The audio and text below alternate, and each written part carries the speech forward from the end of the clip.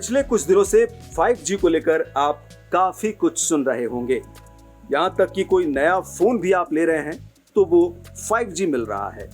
इसके बाद आपके मन में 5G को लेकर कई तरह के सवाल उठ रहे होंगे, जैसे क्या है 5G, ये कैसे काम करेगा और कितनी स्पीड देगा, कब से शुरू होंगी 5G की सेवाएं, 4G से कितना अलग होगा 5G, कौन सी कंपनियां देंगी 5G सेवाएं, किन शहरों में होगी इसकी शुरुआत, आम लोगों को कब तक मिल जाएगा 5G इंटरनेट, कितने रुपए में पड़ेगा 5G का प्लान। एक एक करके मन में उठ रहे इन सभी सवालों के जवाब देंगे हम। सबसे पहले बात कर लेते हैं 5G क्या है। 5G long term evolution LTE में एक अपग्रेड है। 5G के कारण कई समस्याओं का हल होगा और फास्ट इंटरनेट स्पीड मिलेगी। इसका नेटवर्क भी बढ़िया होगा। 5G 3 बैंड्स में काम करता है, लो बैंड, मिड और हाई फ्रीक्वेंसी बैंड स्पेक्ट्रम। तीनों बैंड के अपने अपने काम है और फायदे और खामियां भी हैं।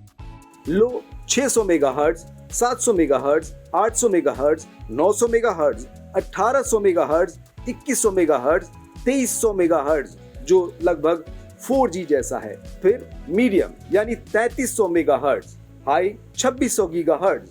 कोई भी नई टेक्नोलॉजी आने पर वो सभी की पहुंच में नहीं आता। शुरुआत में उसका टेस्ट होता है, फिर धीरे धीरे हर शहर गांव तक वो पहुंच जाता है। दूरसंचार विभाग के मुताबिक 13 शहरों को 5G मिलने की संभावना है, जिसमें अहमदाबाद, बेंगलुरु, चंडीगढ़, चेन्नई, दिल्ली, गांधीनगर, गुरुग्राम, हैदराबाद, जामनगर, कोलकाता, लखनऊ, मुंबई और पुणे शामिल है।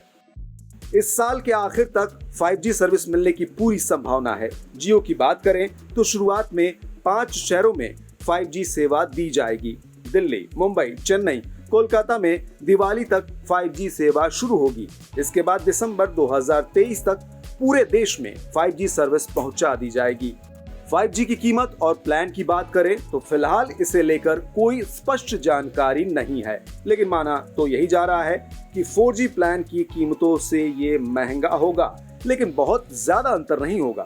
रिलायंस जियो ने देश के हर सर्किल के लिए स्पेक्ट्रम खरीदा है, वहीं एयरटेल ने भी इसी तरह स्पेक्ट्रम लिए हैं, जबकि वोडाफोन ने देश के कुछ हिस्सों में 5G सेवा देने के लिए स्पेक्ट्रम लिया है। खास बात यह भी है कि रिलायंस जियो इन तीनों में से अकेली कंपनी है जिसने 700, 800, 1800, 3300 मेगाहर्ट्ज और 26 गीगाहर्ट्ज का स्पेक्ट्रम लिया है। इस स्पेक्ट्रम के जरिए बहुत अच्छी और तेज गति से सेवा दी जा सकती है। इसके लिए हालांकि ज्यादातर टावर लगाने पड़ेंगे।